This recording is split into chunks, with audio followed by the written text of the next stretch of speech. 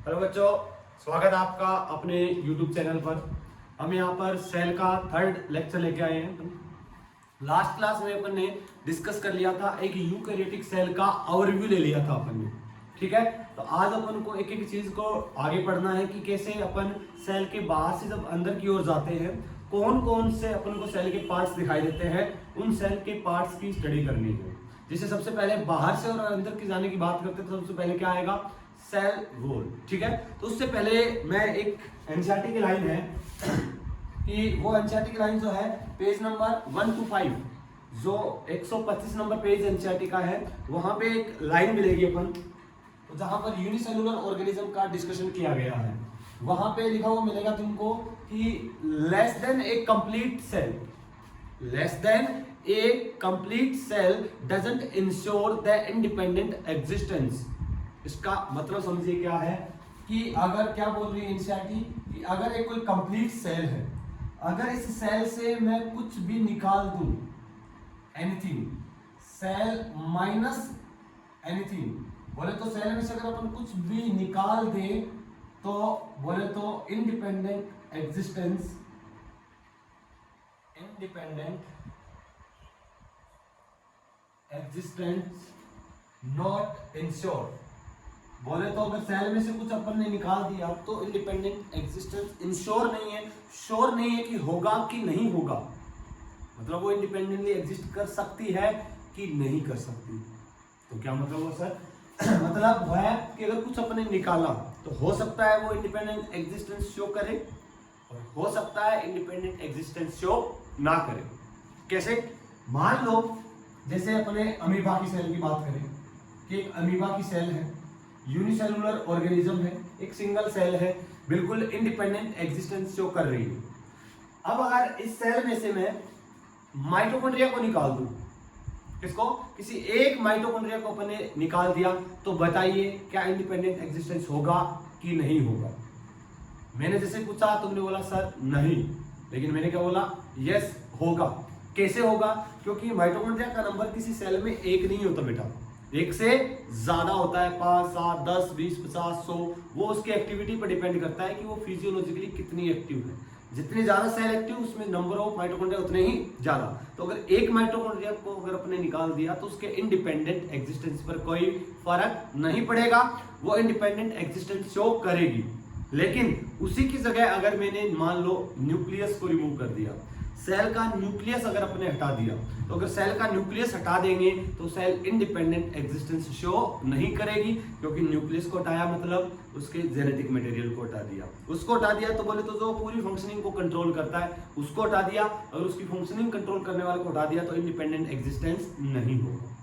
Clear है? तो page number 1 to 5 पे एक लाइन मिलेगी तुमको, तो वो तुम इसको आराम से रीड कर सकते हो। क्लियर है? चलिए तो आगे अपन बढ़ते हैं चैप्टर में। सबसे पहले डिस्कस कर रहे हैं आज अपन सेल वॉल को। किसको कर रहे हैं? Cell wall. तो आज का अपना टॉपिक क्या है? Cell wall. सबसे पहले कि सेल वॉल को किसने देखा, किसने डिस्कवर किया, ये हम पहले भी पढ़ चुके हैं कि cell wall first seen by बता सकते हो तुम लोग, इसने रॉबर्ट हुक ने। कैसे? अपने बताया था कि रॉबर्ट हुक ने जो सेल को देखा था, सबसे पहले सेल की डिस्कवरी का क्रेडिट रॉबर्ट हुक को देते हैं अपन। तो रॉबर्ट हुक को जो क्रेडिट देते हैं वो किस लिए? क्योंकि उन्होंने कॉर्क सेल या डेड सेल को देखा था, और डेड सेल में एक्चुअली उनको क्या दिखाई दी थी? Cell wall. Very good. चलिए भी रॉबर्ट हुक ने सबसे पहले इसको देखा था। सेल वॉल है क्या? सबसे पहले हमको पता है कि क्या है वो? Non living. अरे बोले तो लिविंग नहीं, क्या है वो? Non living. और क्या है? नॉन लिविंग के अलावा रिजिड स्ट्रक्चर है। नॉन लिविंग है और रिजिड स्ट्रक्चर है, जो कि बोले तो present in some organism. Present in some organism क्या मतलब आया? सम ऑर्गेनिज्म का मतलब क्या लिखा कि मतलब सभी में तो नहीं है, कुछ में ही प्रेजेंट है। अब अपन को देखना है कुछ में किस किस में प्रेजेंट है। ध्यान से सुनना, आज हम जो सेल वॉल जो लिख रहे हैं, मान के चलना मोस्ट ऑफ द बायोलॉजी के अंदर जहां अपन को रिक्वायरमेंट होगी सेल वॉल की, तो वो सारी को कंक्लूड करके मैं यहाँ पे लिख रहा हूँ कि किसके अंदर सेल वॉल क्या है। मोस्टली तुम लोगों ने बहुत सारी सेल वॉल के बारे में या उनके बारे में नाम कि किससे मिलकर बनी है ये सब सुना है, ठीक है। तो उसी का अपन डिस्कशन कर रहे हैं। मैं यहाँ पर शॉर्टली उन चीजों को साथ साथ नाम लिखते जाएंगे। डिटेल में अपन को पढ़ना है प्लांट की सेल वॉल को, बाकी मैं एक बार सभी की सेल वॉल को यहाँ पर लिखूंगा, ठीक है। तो यहाँ पे क्या है, प्रेजेंट इन सम ऑर्गेनिज्म, कुछ ऑर्गेनिज्म में प्रेजेंट है। बोले तो सम ऑर्गेनिज्म में प्रेजेंट होने का मतलब सभी में नहीं है। तो सभी में नहीं है तो बोलते हैं क्या, not a universal boundary, not a universal boundary. तो ये यूनिवर्सल बाउंड्री तो नहीं है। तो बोले तो यूनिवर्सल बाउंड्री को तो सभी में नहीं मिलेगी, लेकिन सेल मेम्ब्रेन यूनिवर्सल बाउंड्री है। जो सेल होगी उसमें सेल मेम्ब्रेन होगी, लेकिन सेल वॉल का होना ना होना डिपेंड करता है ऑर्गेनिज्म पर। अगर वो प्लांट है तो होगी, बैक्टीरिया है तो होगी, फंजाई है, बैक्टीरिया है, इन सब में तो प्रेजेंट होगी। लेकिन एनिमल हुआ और बैक्टीरिया में माइकोप्लाज्मा, वहां पे क्या होगी, सेल वॉल एब्सेंट। क्लियर है। तो इसलिए मैंने लिखा है प्रेजेंट इन सम ऑर्गेनिज्म, कुछ ही ऑर्गेनिज्म में ये प्रेजेंट है। नॉट ए यूनिवर्सल बाउंड्री, या मैं लिख दूं not obligatory, not universal boundary और नॉट ऑब्लिगेटरी। ऑब्लिगेटरी का मतलब तुम समझते ही हो कि होनी ही चाहिए, ऐसा जरूरी नहीं है। दो वर्ड आते हैं बेटा, एक होता है ऑब्लिगेटरी, एक होता है फैकल्टेटिव। तो ये क्या है, नॉट ऑब्लिगेटरी, जरूरी नहीं है। नहीं होगी तो भी काम चलेगा, अगर होगी तो भी कोई दिक्कत नहीं है। चलिए, वो सम ऑर्गेनिज्म कौन कौन से है बेटा, इन सभी को मैं एक बार यहीं पे नाम लिख रहा हूं कि किसकी सेल वॉल किससे मिलकर बनी है, ठीक है। तो सम ऑर्गेनिज्म में किसी में तो क्या होगी, वो प्रेजेंट होगी, इसका मतलब क्या है, प्रेजेंट। किसी में तो क्या होगी, वो एब्सेंट होगी। सम ऑर्गेनिज्म किसी में प्रेजेंट है, किसी में एब्सेंट है। चलो मैं नाम लिख देता हूँ किस किस में प्रेजेंट है। आज अपन लिख देंगे किस में प्रेजेंट और किससे मिलकर बनी है। सबसे पहले नाम लिखा मैंने बैक्टीरिया का, किसका, बैक्टीरिया का। इसके बाद मैं नाम लिख दूं किसका, बोलो, डायटम का, किसका, डायटम का। इसके बाद नाम लिख देता हूं मैं डायनोफ्लेजिलेट का। ये सारे नाम तुम लोगों ने सुने हैं प्रोटिस्टा में, डायनोफ्लेजिलेट, डायटम, बैक्टीरिया। एक नाम लिख रहा हूं मैं एल्गी, लिख रहे हैं एल्गी। चलो भी एक नाम और लिख देते हैं फंजाई, और एक लास्ट नाम ऊपर ही ऐड कर दूं क्या मैं, लास्ट में फंजाई को मैं थोड़ा ऊपर ऐड कर देता हूँ, नीचे जगह नहीं बचेगी बेटा। डायटम तो ऊपर जा, ये डायटम लो, डायटम ऊपर जा, डायनोफ्लेजिलेट तो भी ऊपर जा, डायनोफ्लेजिलेट। अरे नाम सुने हैं क्या, ये प्रोटिस्टा के अंदर पढ़ते हैं अपन, और कुछ बच्चों ने तो पढ़ा भी है। Bacteria, diatom, dinoflagellate. नेक्स्ट है फंजाई, और एक लिखा आपने एल्गी, और फिर लिखा प्लांटी। वैसे एल्गी भी बेटा किस में आती है, प्लांटी में ही आती है, लेकिन इसकी सेल वॉल की कंपोजिशन में थोड़ा सा डिफरेंस है, तो अपन ने इसको लिख लिया। कुछ एक ऐसे जहां एब्सेंट है, एब्सेंट वाले को सबसे पहले निपटा देते हैं अपन। बोलो किसमें, वेरी गुड, एनिमल्स में। दूसरा बोलो कौन सी, माइकोप्लाज्मा, कौन सी, माइकोप्लाज्मा। और एक नाम तुम लोगों ने सुना है यूग्लिनोइड, क्या सुना है सभी ने, यूग्लिना जिसके अंदर आता है, यूग्लिनोइड्स, इसके अंदर भी सेल वॉल एब्सेंट है। यूग्लिना की एक खास बात यही बता देते हैं अपन, जो प्लांट बायोलॉजिकल डाइवर्सिटी पढ़ते हैं तो वहां डिस्कस करते हैं। मान लो ये यूग्लिना है, क्या है, यूग्लिना, और यूग्लिना में सेल वॉल एब्सेंट है, लेकिन सेल मेम्ब्रेन के बाहर की ओर एक एक्स्ट्रा प्रोटीन की कवरिंग मिलती है। याद करो इसको थोड़ा बहुत, जिसको याद है, जिसने पढ़ा है कि यूग्लिना में बाहर की ओर मेम्ब्रेन के अलावा एक एक्स्ट्रा कवरिंग मिलती है बेटा, उसको क्या बोलते हैं हम, पेलिकल। एनसीईआरटी में अभी नहीं मिलेगी, लेकिन पूरी बायोलॉजी पढ़ते हैं तो सारे नाम कहीं ना कहीं अपन को टकरा जाते हैं, तो अपन उसको साथ में ही लिख दिया। तो एनिमल्स में एब्सेंट है, माइकोप्लाज्मा में एब्सेंट है, यूग्लिना में एब्सेंट है। यूग्लिना में सेल मेम्ब्रेन के बाहर की ओर एक एक्स्ट्रा लेयर क्या है, पेलिकल। इंपॉर्टेंट है, पूछ लेता है एग्जाम में। चलो अब देखते हैं कि बैक्टीरिया की सेल वॉल किससे मिलकर बनी है। याद होगा, नहीं है तो बेटा याद कर लेना किससे मिलकर बनी है। पेप्टाइडोग्लाइकेन किससे मिलकर बनी है, पेप्टाइडोग्लाइकेन, या इसका दूसरा नाम म्यूरिन, पेप्टाइडोग्लाइकेन या म्यूरिन। पेप्टाइडो मतलब प्रोटीन, ग्लाइकेन मतलब कार्बोहाइड्रेट, तो कार्बोहाइड्रेट और प्रोटीन दोनों से मिलकर बनी होती है। डिटेल में पेप्टाइडोग्लाइकेन कैसे स्ट्रक्चर है ये अपन बायोलॉजिकल क्लासिफिकेशन जहां बैक्टीरिया के बारे में डिटेल में पढ़ते हैं वहां इसको डिस्कस करेंगे, ठीक है। अभी अपन को जस्ट नाम याद रखना है। नेक्स्ट है बेटा डायटम। बैक्टीरिया हमें पता है मोनेरा किंगडम में आएगा। डायटम डायनोफ्लेजिलेट और यूग्लिना प्रोटिस्टा में आते हैं। तो डायटम जो है, डायटम की जो सेल वॉल अगर तुम्हें याद है तो किससे मिलकर बनी है बेटा, सिलिका से। और इसी वजह से क्या बताते हैं अपन, डाईएटोमेसियस अर्थ बनती है क्वेश्चन के अंदर, क्योंकि अगर सिलिका से मिलकर बनी है तो सेल वॉल क्या है, नॉन बायोडिग्रेडेबल, और जैसे इनकी डेथ होती जाएगी डिपॉजिट होता जाएगा और डाईएटोमेसियस अर्थ का फॉर्मेशन करते हैं समुद्र में। ये भी पढ़ा है अपन ने कभी ना कभी, कोई ना। चलो आगे आइए। डायनोफ्लेजिलेट की सेल वॉल बनी होती है किसकी, सेलुलोज की। नेक्स्ट आता है फंगस, कतई जहर है, बिल्कुल इंपॉर्टेंट है, तुम्हें पता है किससे मिलकर बनी है, काइटिन। चिटिन मत बोलना, क्या है, काइटिन, या मैं इसको बोल दूं, इसको बोलेंगे क्या बेटा, फंगल सेलुलोज। ध्यान रखना ये सेलुलोज नहीं है, ये काइटिन ही है, बस नाम दे दिया इसको फंगल सेलुलोज। ये सेलुलोज नहीं है, ये काइटिन है। चलो इतना लिख रहे हैं तो मेरी इच्छा हो गई कि मैं यहाँ फंगस के बारे में एक अच्छी सी बात और लिख दूं, ठीक है, क्योंकि पूरी बायोलॉजी के अपन सेल वॉल डिस्कस कर रहे हैं। तो फंगस के अंदर अपन कुछ क्लासेस पढ़ते हैं, जैसे फाइकोमाइसिटीज, क्या याद है, बेसिडियोमाइसिटीज, क्या याद है, एस्कोमाइसिटीज और ड्यूटेरोमाइसिटीज।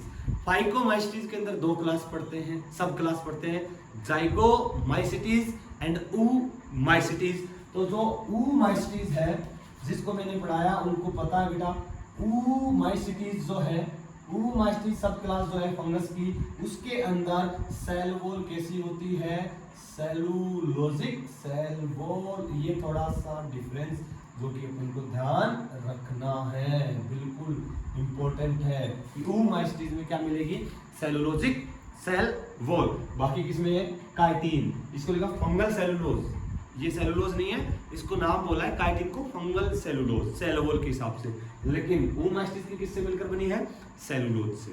क्लियर है, इंपॉर्टेंट है, क्वेश्चन बिल्कुल एग्जाम में आता है, पूछता है। अब मैंने इसी के अंदर इसको रिवाइज कर लिया, ठीक है। नेक्स्ट आया एल्गी, ये भी एग्जाम में आया हुआ है।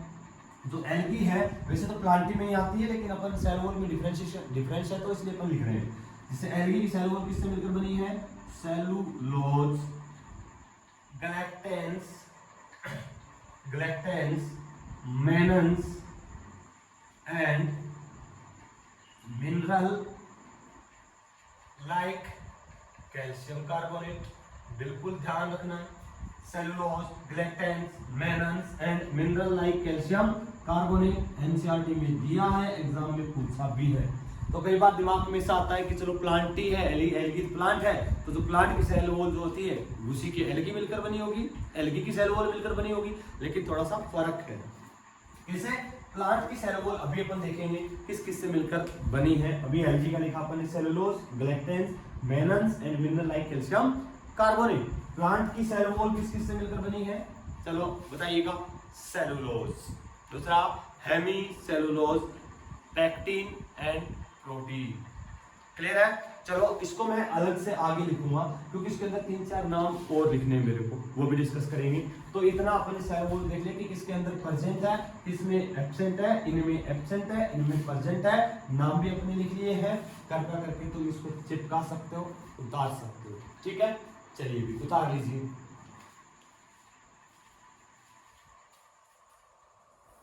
हो गया, चलिए आगे बढ़ते हैं अपन सेल वॉल में, कि जो प्लांट की सेल वॉल को अपन को डिटेल में यहाँ पे डिस्कस करना है कि किससे मिलकर बनी है। देखिएगा प्लांट की सेल वॉल इंपॉर्टेंट है, बिल्कुल एक एक चीज को अपन को ध्यान से।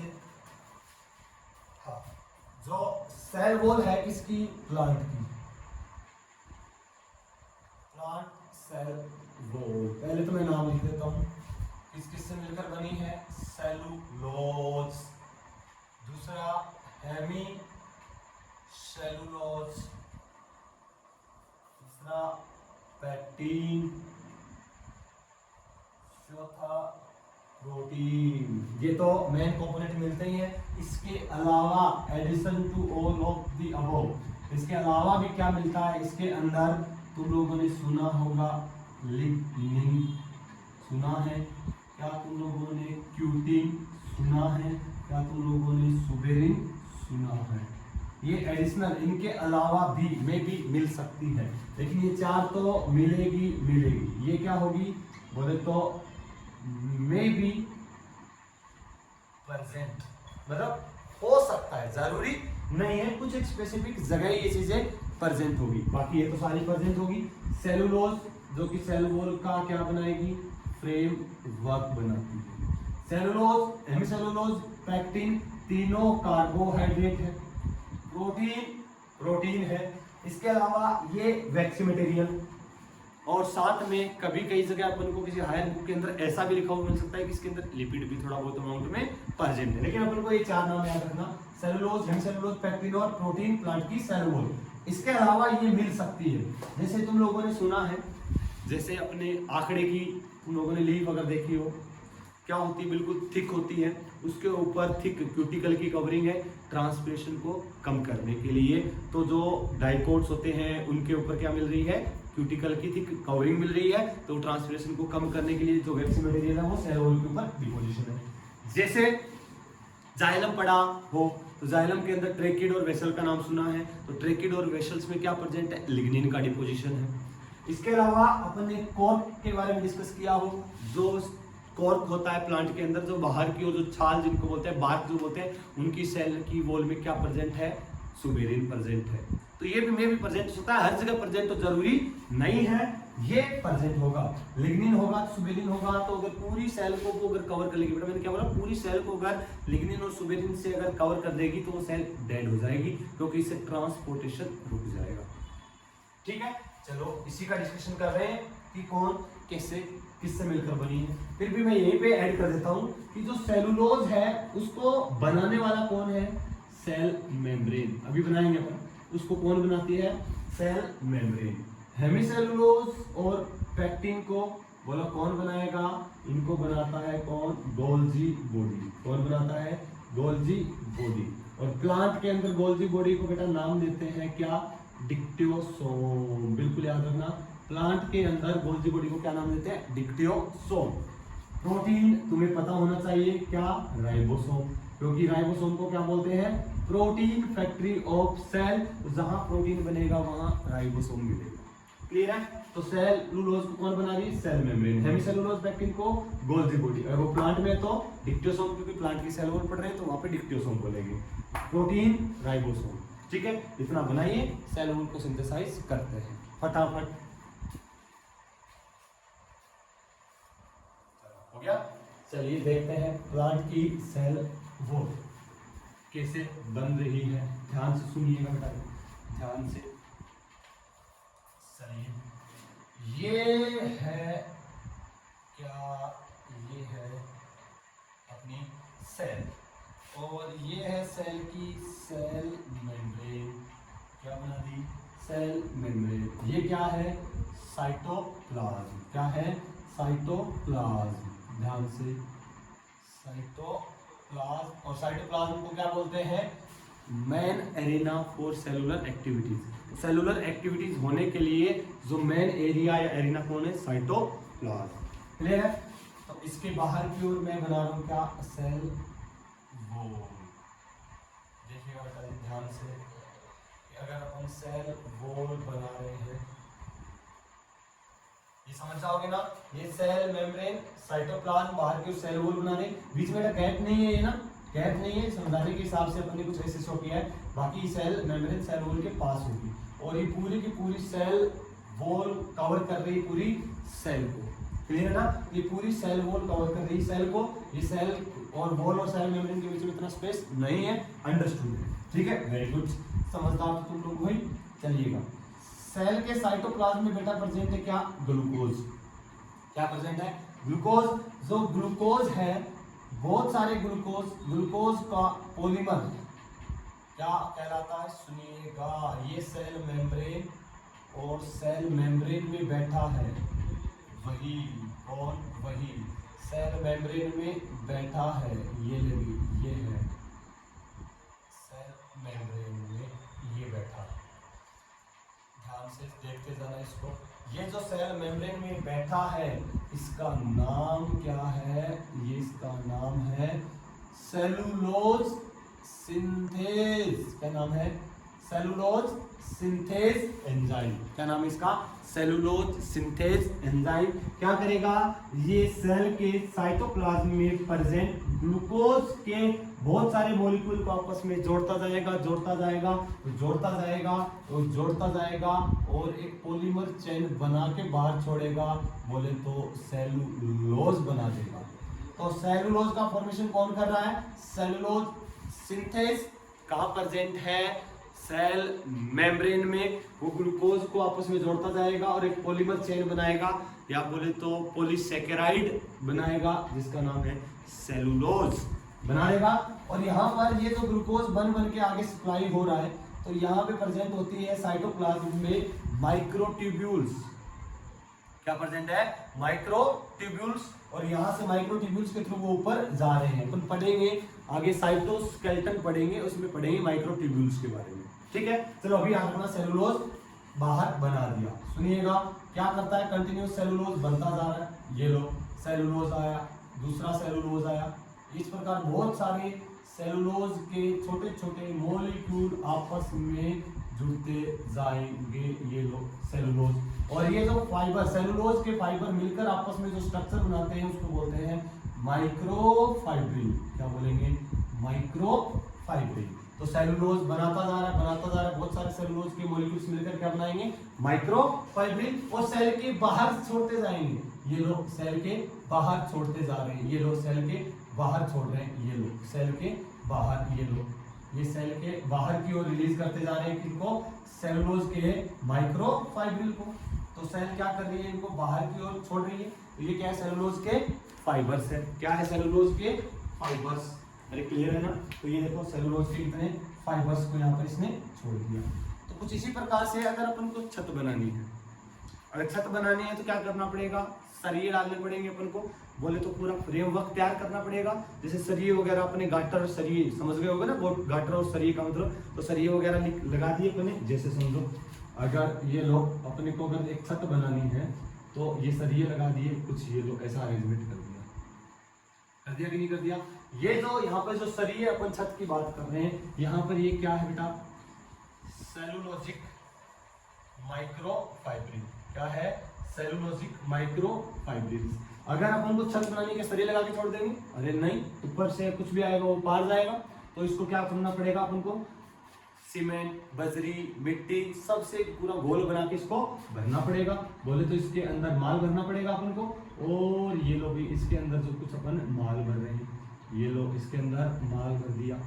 और इसके अंदर जो माल भरा है, ये क्या है बेटा? इसकी मैट्रिक्स। क्या है? इसकी मैट्रिक्स। और इसकी मैट्रिक्स में माल अपने क्या भरा? सीमेंट, बजरी, ये से बस मिट्टी पानी में घोल मिला के सब डाल दिया। और यहाँ पे मैट्रिक्स कौन है? Hemi cellulose. कौन है? हेमी सेलुलोज, पैक्टिन और प्रोटीन, ये सब क्या इसकी मैट्रिक्स है। इसको भर दिया, अरे भर दिया। तो सेलुलोज को किसने बनाया? सेल मेम्ब्रेन में प्रेजेंट एंजाइम सेलुलोज सिंथेज ने बनाया। और अब अपन को पता है हेमी सेलुलोज को बनाने के लिए साइटोप्लाज्म में कौन है? Golgi body. अगर वो प्लांट की बात है तो बोल डिक्टियोसोम। अरे है कि नहीं है? वो क्या करता जा रहा है? इसके अंदर मैट्रिक्स भरता जा रहा है। अरे भर रहा है कि नहीं भर रहा? लो भी इसके अंदर मैट्रिक्स भर दिया, इसको बिल्कुल पैक कर दिया। ये लो भी इसके अंदर मैट्रिक्स भर दिया। अरे भर दिया कि ना भर दिया बताओ? चल भर दिया कि नहीं भर दिया? तो ये लो इसको मैट्रिक्स छत अपनी तैयार है। अरे है कि नहीं है? थोड़ा बहुत अगर लिपिड वगैरह भी अगर होगा तो लिपिड वगैरह भी इसके अंदर डाल देंगे। ठीक है, तो अब तो ये तैयार होगी कि अपनी सेल वॉल। तो क्या है बोलो? सेल वॉल सेल के बाहर है कि अंदर है? क्या है? बाहर है कि अंदर, बाहर है, इसलिए सेल वॉल को क्या बोल रहे हैं अपन, एक्स्ट्रा सेलुलर, क्या है, एक्स्ट्रा सेलुलर मैट्रिक्स बोल सकते हैं। ये सेल के बाहर है, सेल ने बाहर रिलीज किया है, और सेल ने क्या किया, इसको सिक्रीट किया, इसलिए बोलेंगे सेल सिक्रीशन है। क्या है, सेल का सिक्रीशन है। ठीक है, तो क्या है, सेल अपने चारों ओर क्या करती जा रही है, सेलुलोज, हेमीसेलुलोज, पेक्टिन, प्रोटीन को कंटिन्यूस भेजती हुई जा रही है, भेजती जा रही है, और सेल वॉल का फॉर्मेशन कर लिया अपने चारों ओर। सर आया प्रोटीन, और प्रोटीन हमें पता है कि यहाँ पर ये मैट्रिक्स में कौन आया है, हेमीसेलुलोज, गोल्जी बॉडी ने जो बनाया, हेमीसेलुलोज और पेक्टिन। सर एक और बच गया, कौन, प्रोटीन, बिल्कुल बच गया, कोई दिक्कत नहीं है। प्रोटीन को कौन बनाएगा, राइबोसोम बनाएगा, और राइबोसोम प्रोटीन को भेज रहा है कि नहीं भेज रहा, तो प्रोटीन आ गया। ये लो भी पूरा सेल वॉल तैयार हो गया। अब इधर देखिएगा थोड़ा सा ध्यान से कि मैंने एक बीच के अंदर इसके ऊपर मैट्रिक्स को नहीं भरा, ये वाला एरिया जहां पर मैट्रिक्स को नहीं भरा, जो खाली रह गया उसको क्या बोल देंगे, पोर। क्या पोर बच गया कि नहीं बच गया, तो ये क्या प्रेजेंट है इसके अंदर, पोर। तो कुछ एक स्पेसेस सेल वॉल में ऐसे होते हैं जहां पर मैट्रिक्स डिपॉजिट नहीं होती है, वहां पे बड़े बड़े पोर्स बन जाते हैं। क्या बन जाते हैं, पोर्स बन जाते हैं, बड़े बड़े पोर्स बन जाते हैं।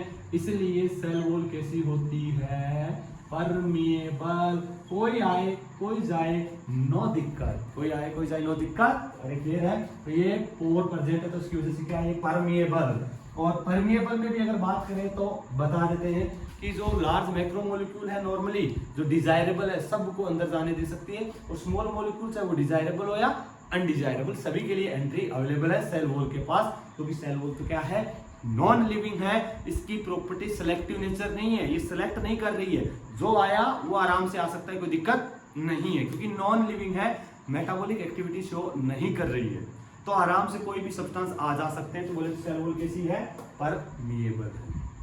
क्लियर है, तो ये बन गई क्या, सेल वॉल। तो ये पूरी क्या बनी है बेटा, ये लो यहाँ से ये पूरी थिकनेस में जो बनी है ये क्या है अपनी सेल वॉल, ये तैयार हुई सेल वॉल। किसने क्या बनाया, जो बनाया सब बन गया। इसके अलावा अगर कुछ और डिपोजिशन करना है, लिग्निन, सुबेरिन, प्यूटिन वो एक्स्ट्रा डिपोजिशन कर सकता है अकॉर्डिंग टू एडेप्टेशन, या इस सेल को किस टाइप का फंक्शन करना है इसके हिसाब से। अगर जाइलम और फ्लोएम की ट्रेकिड और वेसल बनना है तो लिग्निन का डिपोजिशन हो जाएगा, और कॉर्क शेल बननी है तो सुबेरिन का डिपोजिशन हो जाएगा। क्लियर है ना, चलिए चाहिए। तो ये बना दी इसने क्या, सेल वॉल। तो ध्यान रखना कि मैट्रिक्स के अंदर मिलने वाला हेमीसेलुलोज पेक्टिन कौन बनाता है, Golgi body, cellulose cell membrane, important है, ध्यान रखना। क्लियर है ना, तो ये हो गया सेल वॉल का फॉर्मेशन की कैसे, सेल वॉल। क्लियर है, थोड़ा सा आगे बढ़ते हैं, जब तक फटाफट उतार सकते हो तुम लोग इसको।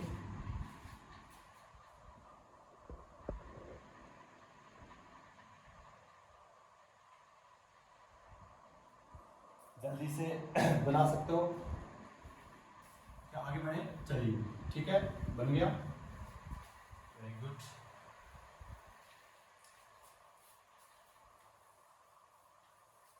और ये हो गया सेल वॉल। अब देखना है कि सेल वॉल कितने टाइप की है, ध्यान से कि सेल वॉल कितने टाइप की है, बेटा ध्यान से सुनते जाना। ये लो अपनी सेल, ठीक है, साइटोप्लाज्म, बाहर की ओर सेल मेम्ब्रेन। चलिए, जो सेल वॉल न्यू या क्या तुम लोगों ने नाम सुना है, मेरिस्टेमेटिक सेल।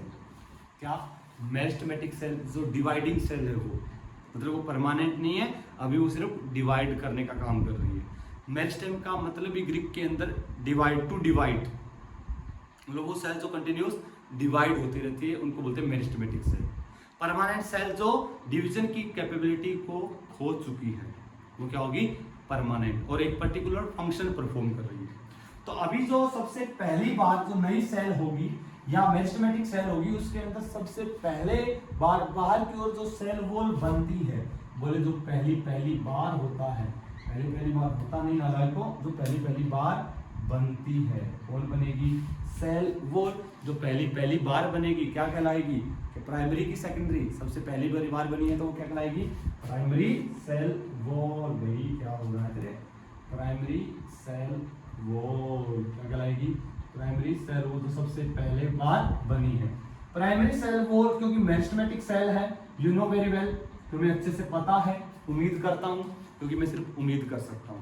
क्या मैथमेटिक सेल एक स्मॉल साइज की सेल है जो डिवाइड होके बनी है। अब इस सेल को मैच्योर होना है तो साइज को बढ़ाना पड़ेगा, इसके वैक्यूल का साइज बढ़ेगा, वैक्यूलाइजेशन होगा।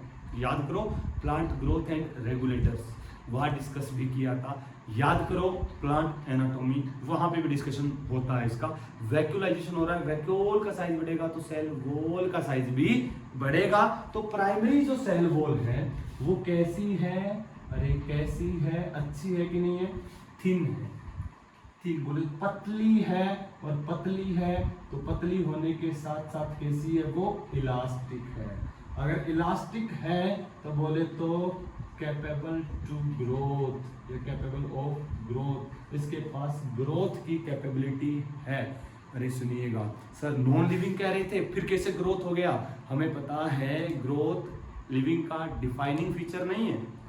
ग्रोथ लिविंग नॉन लिविंग दोनों में हो सकती है, ग्रोथ लिविंग और नॉन लिविंग दोनों के अंदर हो सकती है। तो अगर साइज बढ़ रहा है, एक्सपेंड हो रही है, फैल रही है, थिन है, अंदर सेल के क्या जा रहा है, पानी जा रहा है, पानी जा रहा है, तो वो एक्सपेंड होगी, थिन होगी, इलास्टिक होगी, तो फैलेगी, तो बोले तो ग्रोथ कर रही है। क्लियर है। तो सबसे पहली बार बनी वो primary cell wall, capable to growth है, थिन है, इलास्टिक है। एनसीईआरटी कौन लिखती है, ध्यान से, प्राइमरी सेल वॉल, मैं लिखता हूं प्राइमरी सेल वॉल डिमिनिश्ड, याद रखना बहुत इंपॉर्टेंट है, डिमिनिश्ड एज सेल मैच्योर, कि जैसे जैसे एज सेल मैच्योर, कि जैसे जैसे सेल मैच्योर होती जाती है प्राइमरी सेल वॉल डिमिनिश होती जाती है, गायब होती जाती है। डिमिनिश होना मतलब गायब होना, ध्यान रखना, ये गायब का मतलब खत्म नहीं हो जाती, इसके ऊपर और डिपोजिशन बढ़ता जाता है, और डिपोजिशन की परमानेंट होगी, प्रॉपर फंक्शन परफॉर्म कर रही है, तो परमानेंट होने के बाद वो डिवाइड नहीं हो रही, प्रॉपर फंक्शन परफॉर्म कर रही है, फंक्शनल एबिलिटी आ चुकी है, तो अब वो क्या करेगी, बाहर एक थिक और सेलुलोज, हेमीसेलुलोज, पेक्टिन, इन सब का डिपोजिशन करती जाएगी, और जो पहली बार के बाद जो भी होता है वो थोड़ा मोटी मोटी होती है। सेल वॉल, तो प्राइमरी सेल वॉल के अंदर की ओर और सेल के अंदर से क्या होता जाता है, डिपोजिशन होता जाता है, अंदर से डिपोजिशन होता जाता है।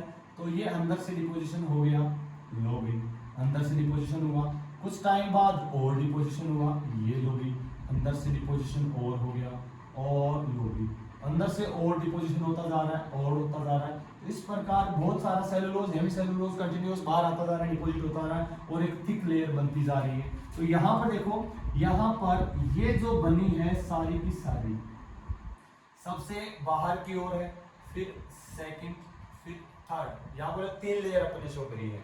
तो सबसे बाहर क्या, प्राइमरी सेल वॉल, उसके अंदर सबसे पहले S1 बोले तो secondary first, S2 secondary cell wall second, S3 secondary cell wall third. बोले तो एक प्रकार से बोले तो जो सेकेंडरी सेल वॉल है, सेकेंडरी सेल वॉल कैसी है, ये सेकेंडरी सेल वॉल कैसी है, बोलो थिक है, बोलो यूनिलेयर की मल्टी लेयर, कैसी है, मल्टी लेयर। अगर थिक है, मल्टी लेयर है, तो इलास्टिक है कि नॉन इलास्टिक, अरे बोल नॉन इलास्टिक, नॉन इलास्टिक है तो ग्रोथ कैपेबिलिटी नहीं होगी।